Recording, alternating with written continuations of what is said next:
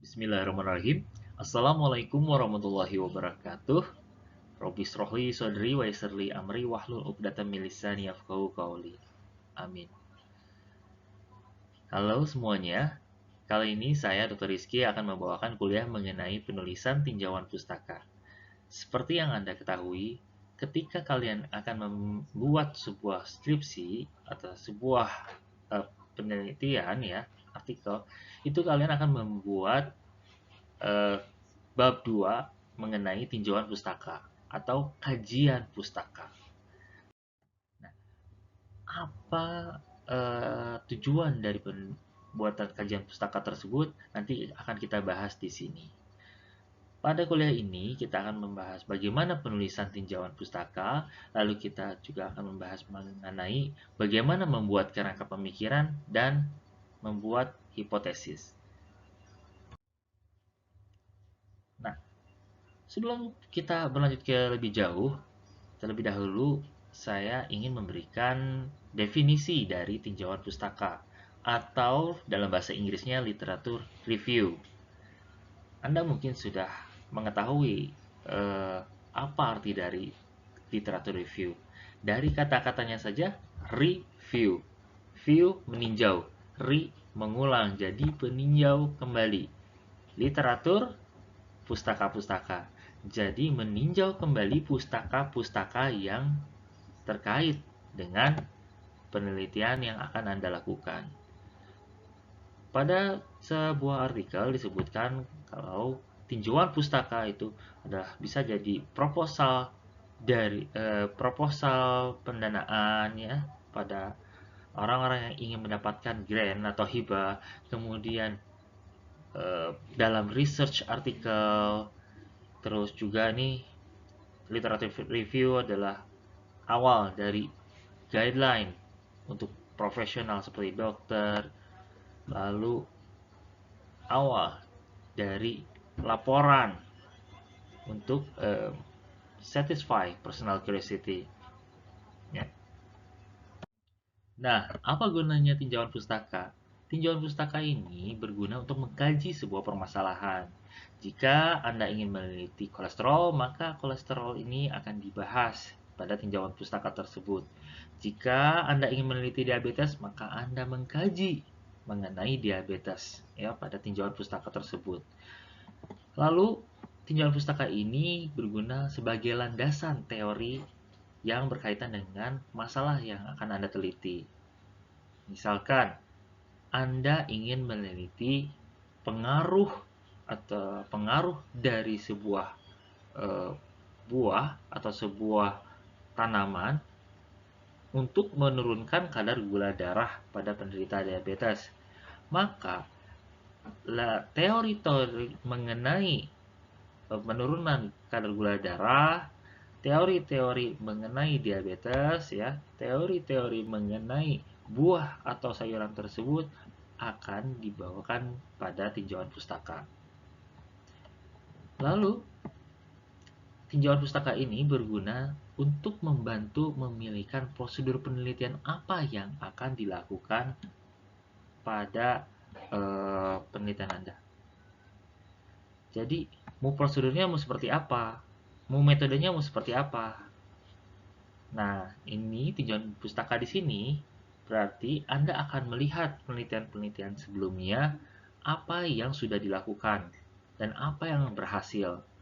Oleh karena itu, tinjauan pustaka dapat membantu Anda dalam memilih prosedur penelitian yang tepat.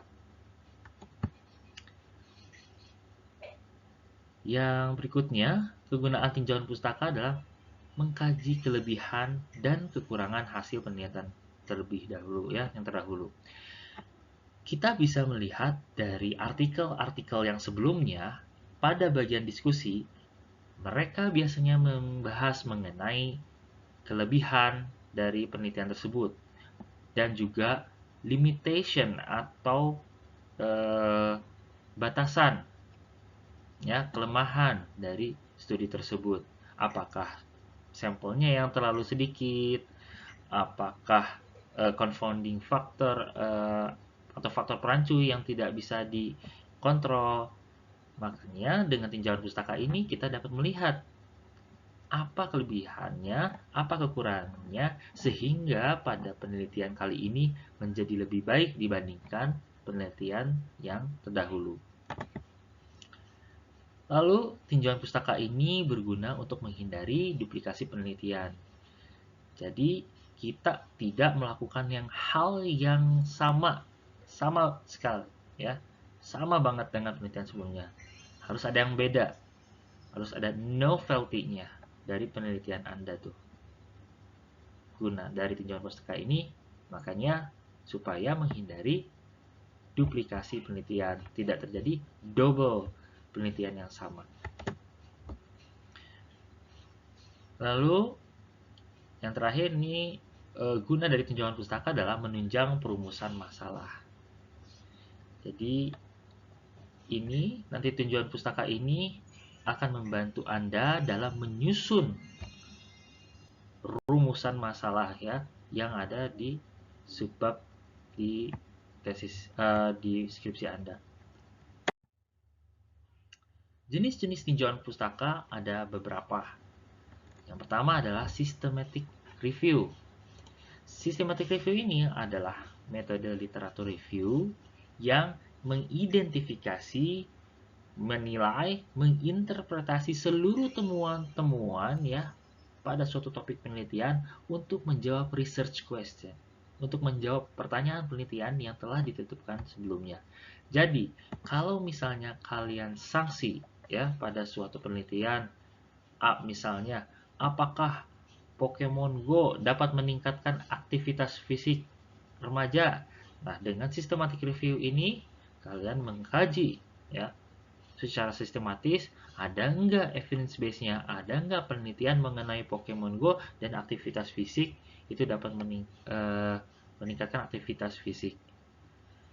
Lalu, contoh lainnya, jika kalian ingin tahu pengaruh daun salam terhadap kadar kolesterol, kita berarti secara sistematik review kita mengumpulkan semua tentang daun salam yang berhubungan dengan kadar kolesterol gitu ya.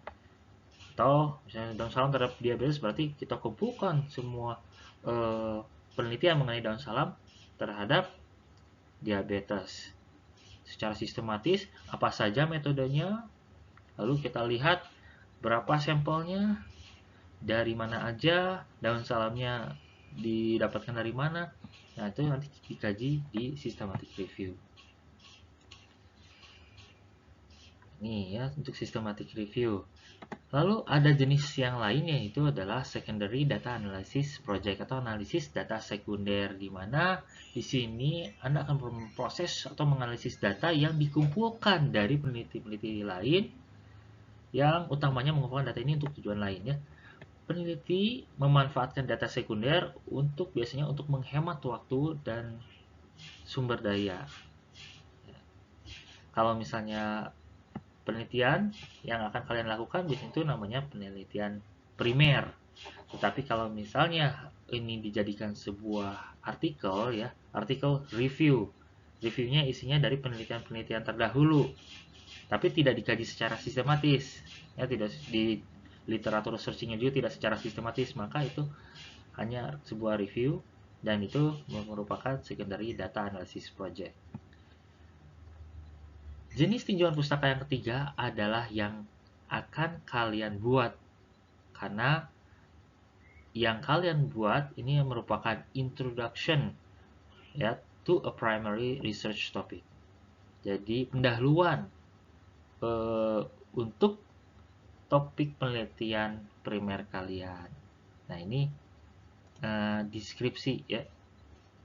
Jadi tinjauan pustaka itu menjadi bab 2 sebagai pendahuluan penelitian kalian. Di sini akan muncul teori-teorinya, muncul juga penelitian sebelumnya seperti apa gap yang akan kalian isi, itu dibahas di tinjauan pustaka.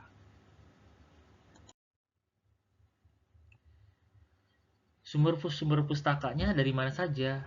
Bisa dari abstrak hasil penelitian ya, indeks, kemudian dari review, bisa dari jurnal, bisa dari buku referensi, kemudian bisa dari internet, bisa dari pendapat pemegang otoritas ya, dari suatu badan ada statement gitu, bisa dari seminar, itu sumber-sumber pustaka. Namun yang paling diharapkan, sumber pustaka yang paling diharapkan pada skripsi nanti yang akan kalian bikin adalah dari artikel-artikel jurnal ya. Dan nanti dari artikel-artikel jurnal pun yang tidak lama, tapi kalau bisa yang terbaru 5 tahun atau maksimal 10 tahun terakhir.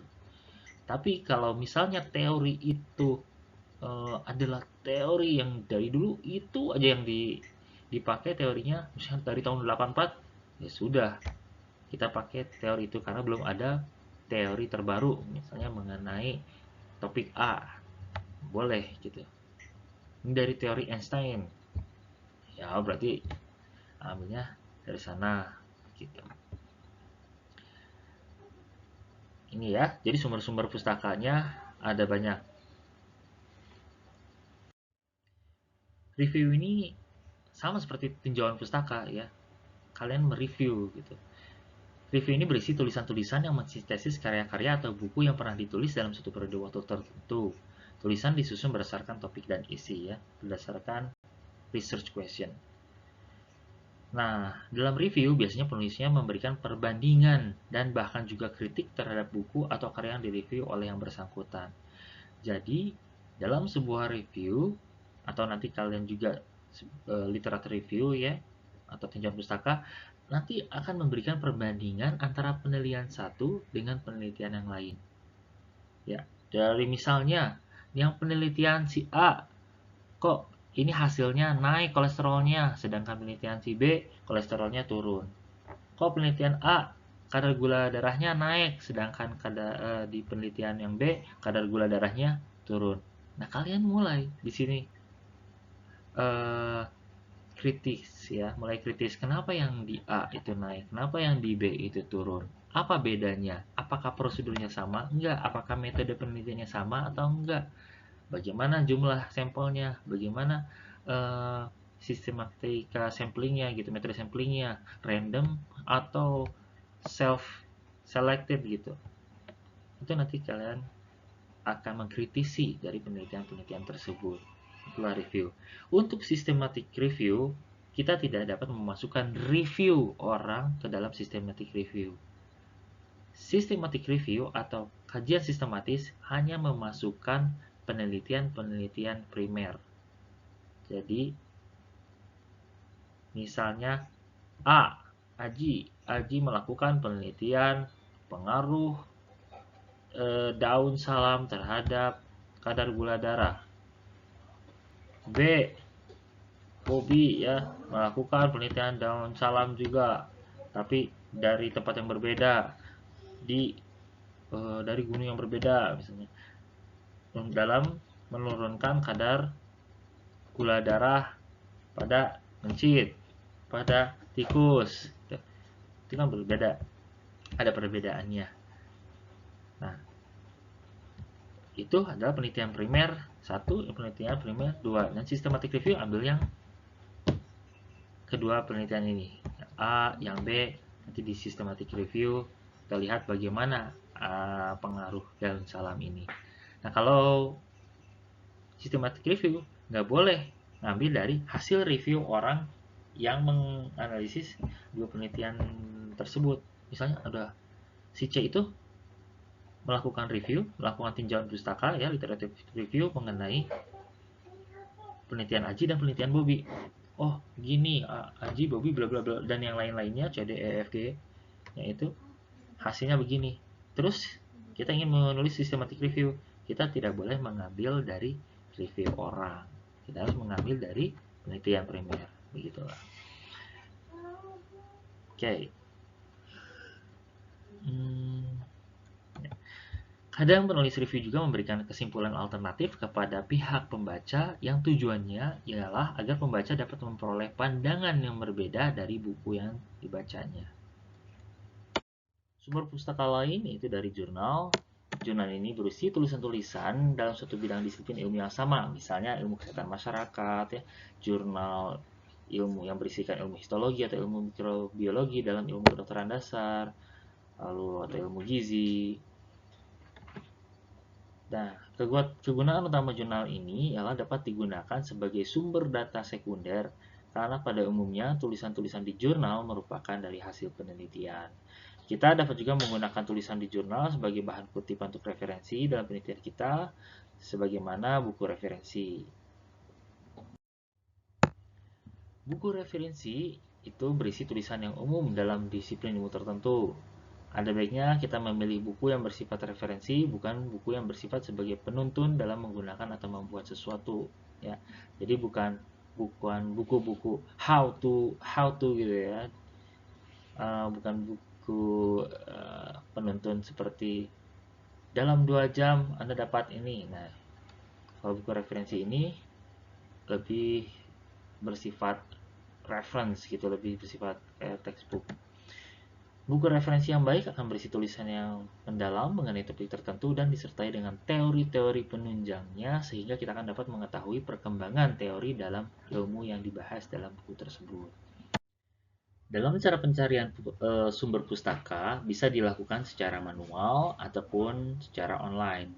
Manual, Anda dapat mengunjungi perpustakaan-perpustakaan yang ada di kampus Anda atau di perpustakaan daerah. Lalu Anda pula dapat mengunjungi tempat-tempat sumber informasi, contohnya di pusat statistik. Untuk online, Anda bisa mencari sumber pustaka dengan melakukan pencarian menggunakan Google atau googling ya. Namun untuk artikel sendiri lebih baik cari di Google Scholar. Lalu untuk database, dan ini banyak sekali dipakai oleh rekan-rekan di bidang kesehatan, yaitu PubMed. Ini bisa masuk ke website ini, database ini, dan kita bisa melakukan pencarian di situ, search PubMed central.nih.gov ya, atau bisa ke Medline, database Medline, Cinau, itu EBSCO, ataupun Cochrane Database of Systematic Review ya di www.cochrane.org.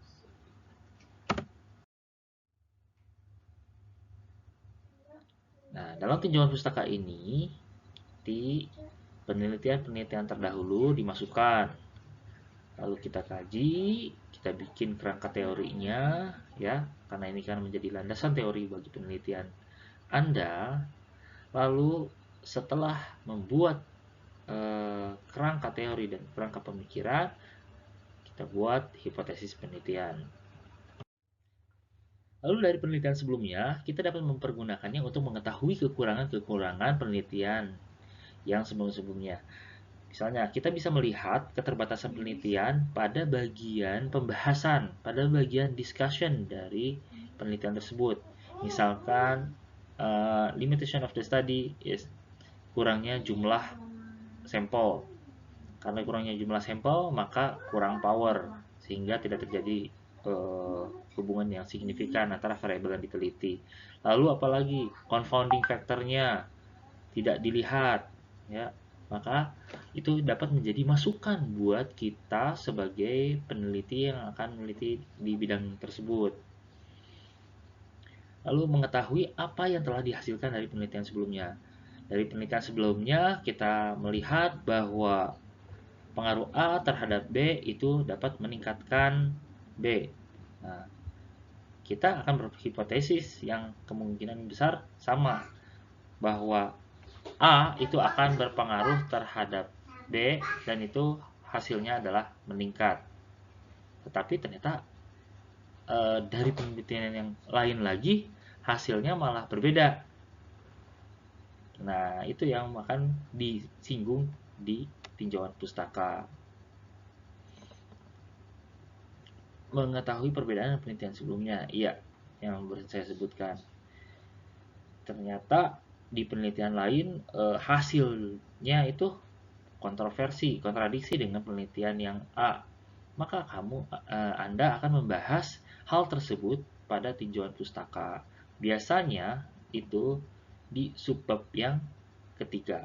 Subbab pertama awalnya dari masalahnya. Kita misalnya mengenai diabetes. Kita bahas mengenai diabetes. Diabetes itu apa? Apa ciri-cirinya, ya? Itu menjadi landasan teori Anda dalam meneliti nanti. Faktor resikonya apa? Terus dapat diturunkan dengan menggunakan apa? Obat atau tanaman herbal, ya itu dijelaskan. Lalu bab berikutnya itu adalah apa yang ingin Anda teliti. Misalnya ingin meneliti daun salam, mengkudu, atau madu, ya, terhadap diabetes, terhadap gula darah. Maka dijelaskan di subbab berikutnya adalah tanaman mengkudu, atau tanaman daun salam, atau madunya itu. Dan di situ dijelaskan juga pada penelitian sebelumnya bagaimana pengaruh si madu tersebut terhadap gula darah, atau terhadap insulin, atau terhadap komplikasi diabetes. Itu dibahas di subbab tersebut. Nanti pada bab yang ketiga, hubungan antara diabetes dengan madu, diabetes dengan mengkudu, diabetes dengan daun salam, misalnya itu dibahas di situ, ya, pada subbab ketiga. Pengaruh pemberian ini terhadap kolesterol, misalnya pengaruh pemberian susu kedelai terhadap kadar kolesterol LDL, kolesterol HDL, kolesterol total pada mencit, pada orang tua, pada lansia. Nah, itu kan itu dibahas. Coba lihat ada nggak penelitian sebelumnya. Jadi kita tinggal search-nya pakai kata-kata kunci tersebut. Penyajian penelitian empiris dalam forum penelitian itu bisa dalam bentuk paragraf ataupun dalam bentuk matriks. Dalam bentuk matriks ini nanti nama penelitiannya, judulnya apa, tujuannya apa, ya, alat analisisnya apa, hasil penelitiannya bagaimana. Tapi ini jarang untuk digunakan pada skripsi. Ini biasanya pada systematic review. Kerangka pemikiran merupakan miniatur keseluruhan dari proses penelitian dan merupakan susunan konstruksi logika yang diatur dalam rangka menjelaskan variabel yang diteliti. Ini ya untuk memperjelas variabel yang diteliti sehingga elemen pengukurnya dapat dirinci secara konkret. Jadi dalam kerangka pemikiran ini harus menerangkan mengapa penelitian dilakukan, bagaimana proses penelitian dilakukan, apa yang akan diperoleh dari penelitian tersebut, dan untuk apa hasil penelitiannya diperoleh. Contohnya, kerangka pemikiran itu seperti ini. Jadi jangan salah kaprah dengan kerangka teori. Kalau kerangka teori, ya sudah, jelaskan aja ini faktor-faktor yang berpengaruh terhadap ini, ya.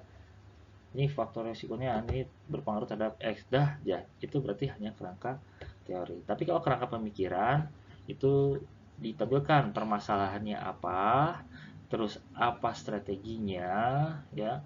Lalu variabelnya apa? Ini variabelnya misalnya intervensi diet dan aktivitas fisik. Lalu variabel berat badan juga muncul. Permasalahannya sudah, masalah yang ditelitinya ada, dan kita ingin tahu apa? Kita ingin tahu mengenai pengaruh intervensi aktivitas fisik terhadap penurunan berat badan pada kelompok ini, pada kelompok yang sulit. Ya. Lalu variabel apa saja yang berpengaruh? Mana yang memiliki pengaruh terbesar terhadap penurunan berat badan? Nanti kita melakukan analisis, ya, analisisnya menggunakan apa? Ini contoh saja Ya, contoh saja ya. Lalu setelah dianalisis, nanti misalnya sudah kita dapatkan hasil pengaruhnya, apa yang berpengaruh, ya, variabel berpengaruh paling besar mana, pengaruhnya apakah signifikan, apakah korelasinya positif, apakah korelasinya negatif. Lalu dari hasil penelitian, hasil analisis itu akan mempengaruhi apa? Akan mempengaruhi strategi atau intervensi berikutnya kah?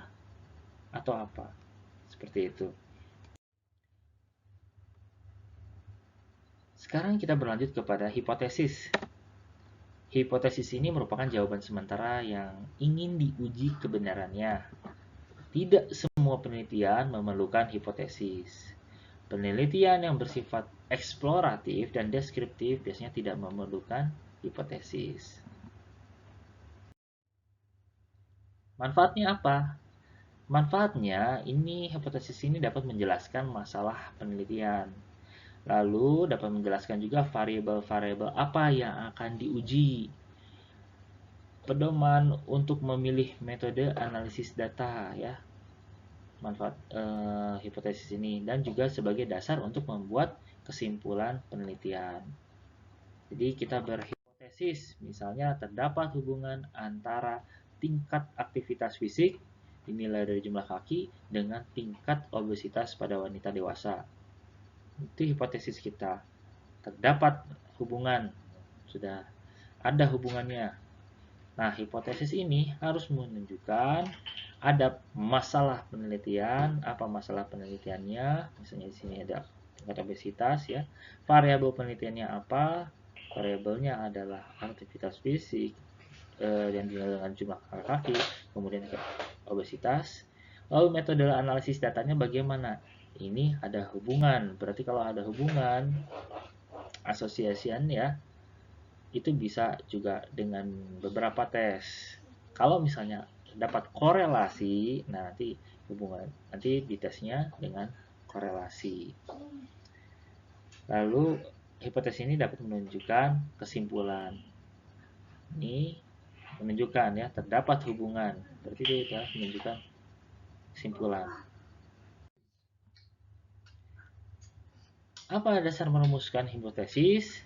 Ini berdasarkan pada teori, karena pada teori misalnya aktivitas fisik meningkat semakin tinggi berarti kalori yang keluar itu semakin tinggi, itu teorinya kan. Maka kalau misalnya kalori yang dikeluarkan lebih tinggi, maka diharapkan dapat terjadi defisit kalori. Kalori yang dikeluarkan lebih besar dibandingkan kalori yang masuk sehingga terjadi penurunan berat badan. Itu teorinya ya. Intervensi diet juga sama dengan restriksi atau dengan mengurangi jumlah kalori, maka akan terjadi defisit kalori. Jumlah asupan yang masuk lebih rendah dibandingkan jumlah yang dibutuhkan untuk kebutuhan kalori pada hari tersebut misalnya. Dasar yang lain berdasarkan penelitian terdahulu. Jadi dari penelitian terdahulu ternyata ada hubungan antara misalnya restriksi diet ini, diet A, terhadap berat badan. Restriksi diet B terhadap massa lemak. Aktivitas C berhubungan dengan massa otot ya. Jadi penelitian terdahulu sudah ada. Sekarang kita lakukan tetapi ada novelty-nya. Yang barunya apa? Kita bisa baru dari kelompoknya. Kita bisa melakukan yang baru dari metode penelitiannya, dari intervensinya ya. Itu bisa kita modify. Lalu berdasarkan apa lagi? Berdasarkan penelitian pendahuluan atau pilot study. Jadi kita melakukan pilot study dulu sebelum melakukan penelitian yang sebenarnya. Kemudian berdasarkan akal sehat meneliti, ini juga bisa menjadi dasar merumuskan hipotesis. Nah, hipotesis ini ada beberapa bagian, ada beberapa jenis ya. Ada hipotesis deskriptif, ada yang hipotesisnya komparatif, ada yang hipotesisnya asosiatif, itu hubungan. Kalau misalnya deskriptif, contohnya pelayanan rumah sakit Enggal Waras tidak memuaskan, jadi hanya disurvei dari kuesionernya banyak yang tidak puas. Sudah saja, itu hipotesis deskriptif. Kalau hipotesis komparatif, itu ada analisisnya. Kita membandingkan antara satu rumah sakit dengan rumah sakit lainnya. Misalnya, rumah sakit Enggal Sembuh lebih memuaskan dibandingkan pelayanan rumah sakit Enggal Waras. Ya, jadi dibandingkan, ada pembandingnya. Lalu hipotesis asosiatif itu kepuasan pasien berpengaruh signifikan terhadap loyalitas pasien. Jadi ini ada hubungannya gitu antara kepuasan ya dengan loyalitas. Contoh lainnya, deskriptifnya terdapat peningkatan kasus COVID-19 pada remaja usia 15-25 tahun. Atau bukan peningkatan, tapi lebih kayak kasus COVID-19 pada remaja usia 15-25 tahun mencapai sekian persen pada trimester akhir 2020. Nah, seperti itu. Kalau hipotesis komparatifnya, terdapat peningkatan signifikan kasus COVID-19 pada remaja usia 15-25 tahun pada trimester akhir 2020 dibandingkan dengan trimester awal 2020. Ini pembandingnya soal waktu. Kalau misalnya membandingkannya soal kelompok juga bisa. Terdapat peningkatan signifikan kasus COVID-19 pada remaja dibandingkan dengan kasus COVID-19 pada lansia atau pada balita atau pada anak. Tuh, ya. Kalau asosiatifnya, terdapat hubungan signifikan antara jumlah kasus dengan aktivitas yang meningkat pada remaja. Itu untuk hubungannya ya. Contoh lainnya, untuk deskriptif, semangat belajar mahasiswa FK menurun saat pandemi. Menurunnya berdasarkan kuesioner ya. Dari kuesioner yang disebarkan dari survei. Lalu komparatifnya apa? Komparatifnya dibandingkan waktunya saat pandemi dengan saat sebelum pandemi. Mahasiswa FK dengan mahasiswa yang lain. Misalnya apakah ada perbedaan atau enggak. Asosiatifnya hubungannya semangat belajar mahasiswa FK berpengaruh misalnya terhadap prestasi akademik. Nah, itu ada hubungan. Gitu. Dalam sebuah penelitian hipotesis dapat dinyatakan dalam beberapa bentuk, yaitu hipotesis nol atau hipotesis alternatif. Hipotesis nol ini merupakan hipotesis yang menyatakan hubungan atau pengaruh antara variabel sama dengan nol, atau dengan kata lain tidak terdapat perbedaan, tidak terdapat hubungan, atau tidak terdapat pengaruh antar variabel. Jadi kalau hipotesis nolnya diterima, berarti tidak terdapat hubungan. Kalau hipotesis nolnya ditolak, berarti terdapat hubungan, terdapat perbedaan. Hipotesis alternatif merupakan hipotesis yang menyatakan adanya perbedaan, hubungan atau pengaruh antar variabel tidak sama dengan nol. Atau dengan kata lain terdapat perbedaan, hubungan atau pengaruh antar variabel. Ini merupakan kebalikan dari hipotesis nol tadi ya.